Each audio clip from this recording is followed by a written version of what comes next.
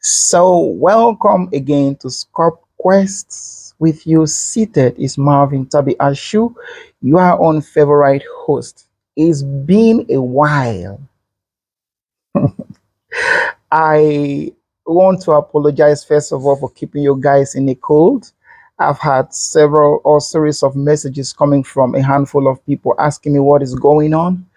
My apologies on behalf of Team Sculpt Quest for the break, the 1 month break. I actually was on a vacation.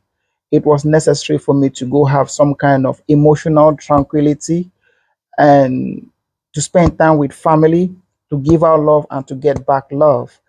With that in mind, please, I hope you guys had a wonderful summer break as well. But again, we are back and back for good. And I'm so happy to be here again to share with you some little things that I gathered about this emotional stuff during my holidays. And I thought, you know what, it is going to be of an importance to put some of these things out here to help us become our better selves, brothers, sisters. So it's a need for us to worry or look into some of these things. Before we go further, please, if you are an expert on a particular subject, do not hesitate to leave us with a comment that is going to help us, you know, advance on how we, present our topics to the masses. And if you have a topic that you think you can come out here and educate us, please, you can also contact us so we can make a room available for you to come on and educate us on those topics. And do not forget to like, share, and subscribe. So, what is today's topic? It has to do with emotional maturity and masculinity that we once talked about. Masculinity is one of those things that it's mostly associated with, how do I put it, with some kind of control, some kind of authority, some kind of aggression. But what is masculinity? Masculinity is said to be associated with manliness, getting things done, gentility. Take note of this gentility aspect of it. Um, because it's going to be coming back at some point. So, what is gentility?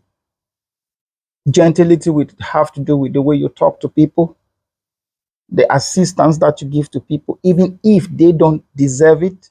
And that has to do with emotional maturity.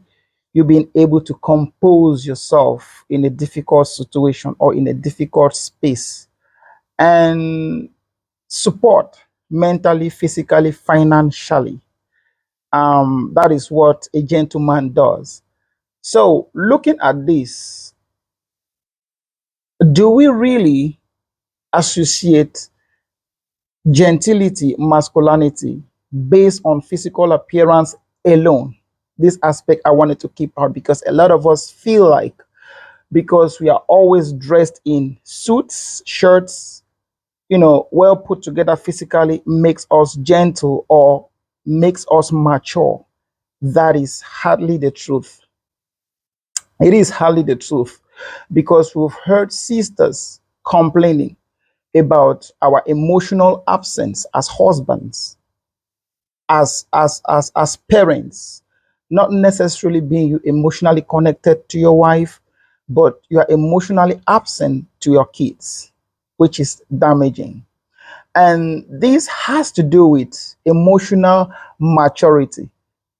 Take note on how I am breaking it down, to the space that we are now, emotional maturity.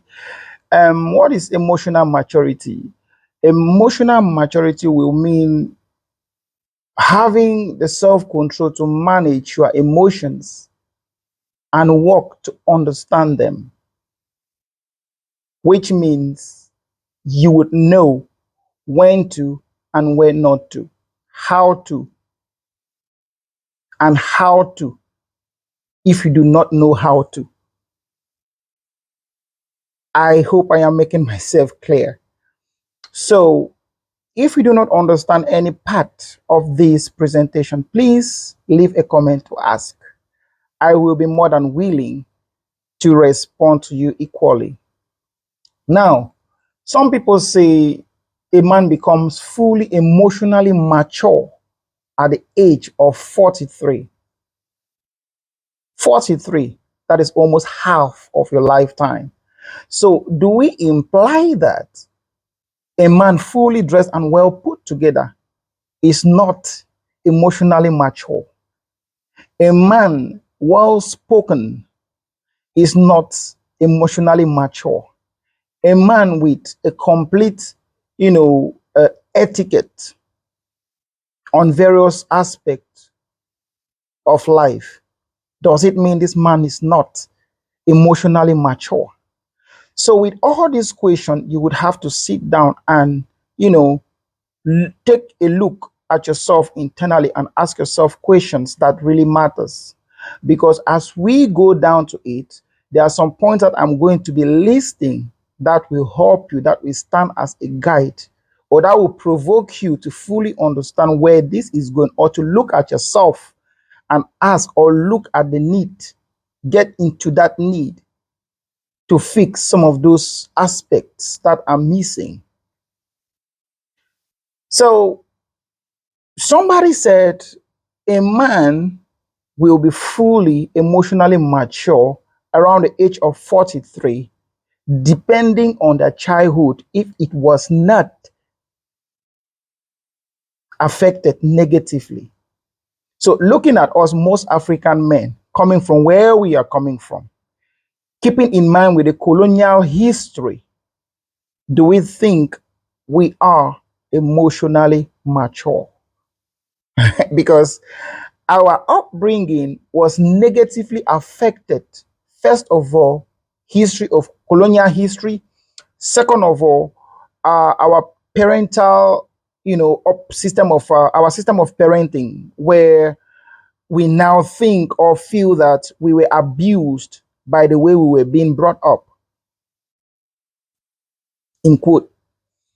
Another question that I would like to ask: why are men emotionally absent? Why are we emotionally deficient?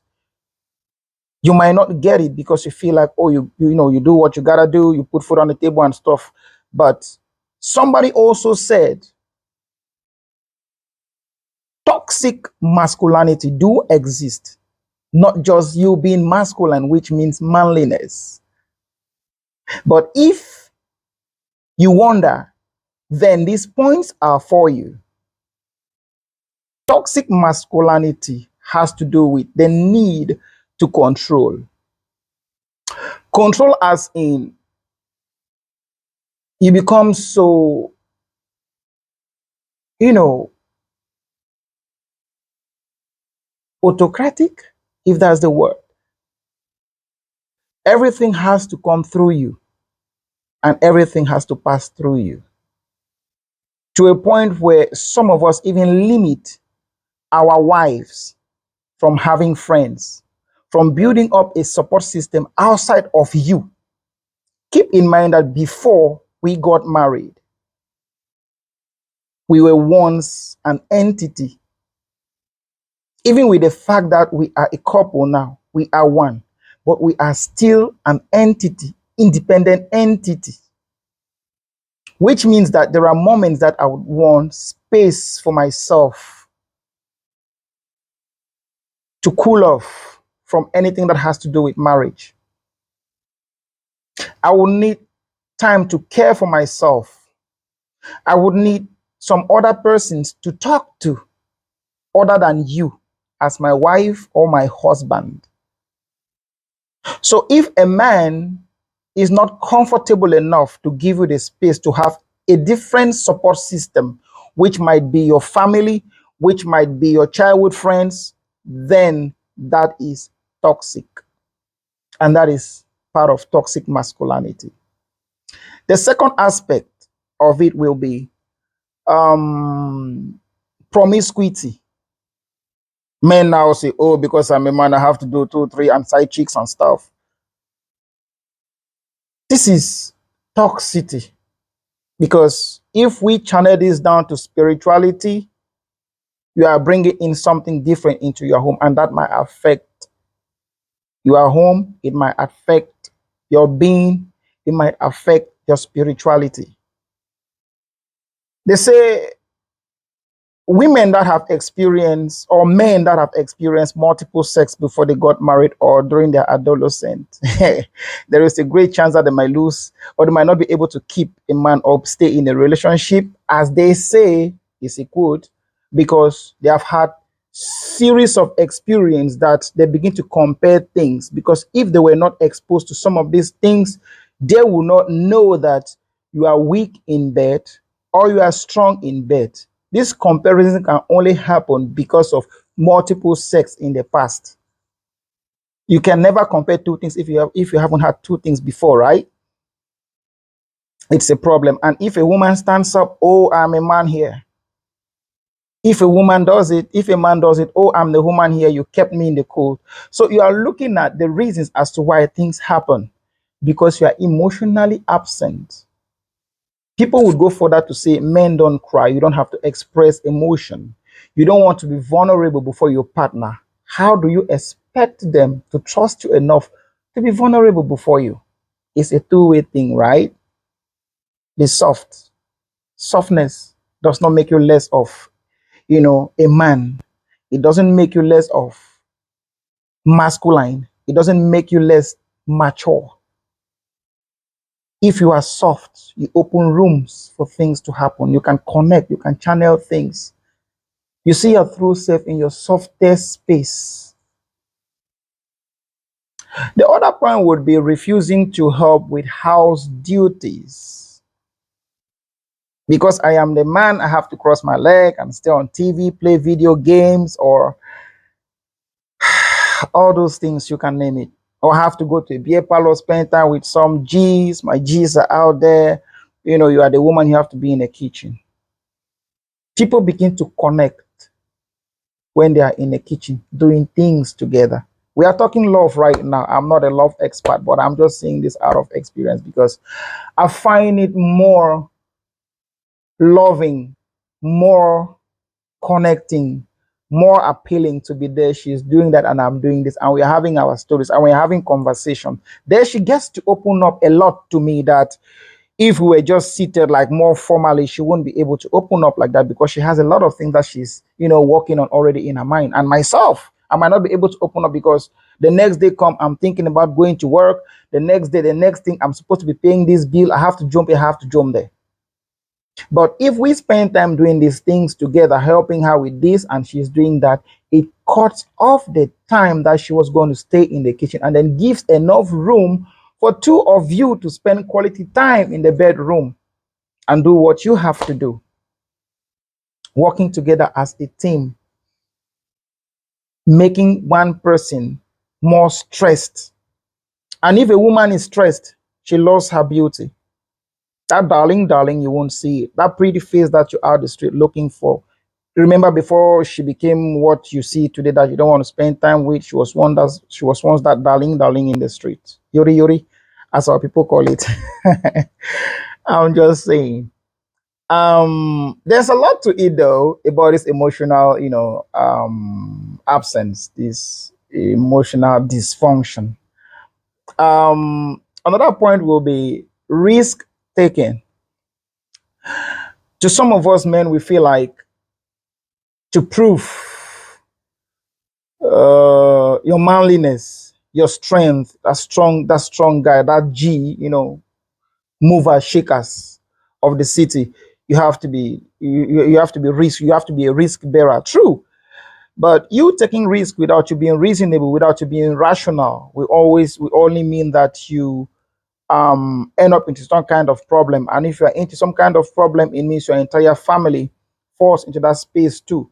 And this is why people who've been like real gangsters worry a lot when they start making family. They start thinking of leaving the game, leaving the streets, because now it's not just about them. It's about a group of people that he doesn't want to hurt. If I was alone, I would keep doing my thing because I know if I run with me, but I can run with my family. I can't run with my wife. I can't run with my daughter. I can't run with my son. So some of these things we should consider. We should consider as we grow older. We should consider as we become men. We should consider as we start thinking of making our families. This is again about toxic masculinity. Violence is another thing that is involved.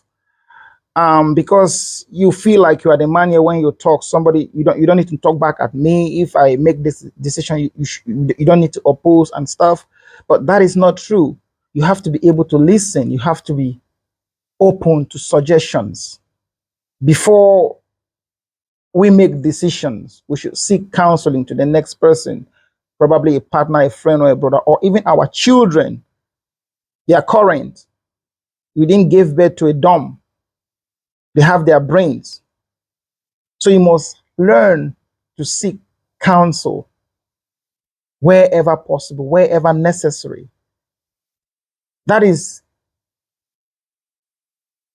a quality of being emotionally mature, irrespective of the age.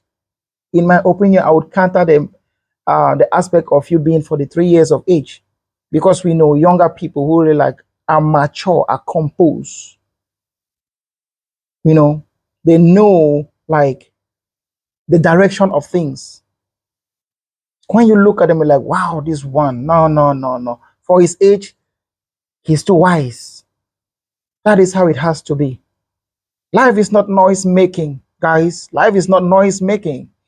Violence. To prove a point, you have to beat up your woman. To prove a point, you have to spank your kids. To prove a point, you have to be very, very arrogant. You have to be very, very wild. I grew up in a community and I know of a family where I can't call names, but that man, he had a motorbike. When he's entering the quarters and we hear, or his children hears the sound of his bike, people start positioning themselves. Terror is coming. You know what? None of those kids are well placed.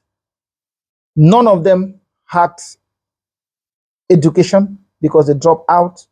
They became very, very rebellious because that man was violent. That wasn't parenting at all. He ended up destroying his family. He ended up destroying his support system that are supposed to be his children. Sexual aggression towards women is another aspect. You must be wild when doing this thing. You must be like abusive, spanks, and inappropriate behavior on women just to prove that you are a man, that hardcore, that hard guy. Bro, a lot of guys were once in this space of being that hardcore, that G around the streets, that G in the city. But there was nothing to make out of it. There was nothing to make out of it. There's always going to be a turnaround. So we have to pay attention to some of these things. If emotional maturity was based on age, then why are our uncles still behaving like babies?